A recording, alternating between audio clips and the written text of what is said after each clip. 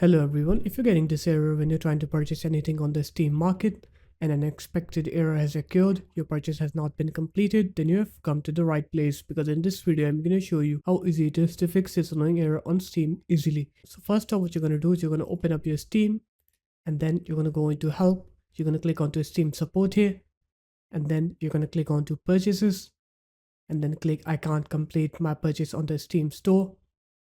Click the issue you're having. So I'm just going to click onto this one. And here you're going to describe to them in detail about the issue you're having. So you're going to say, I can't complete my purchase. And then you can just attach that purchase error like this and then click send. And then they'll usually fix your issue. And it takes like 8 to 12 hours for them to reply and fix your issue. And that's how easy it is to fix that annoying issue on the Steam market. So there it is, guys. If you guys found this video helpful, make sure to leave a like, comment, and subscribe to the channel, and I'll see you in my next video. Peace.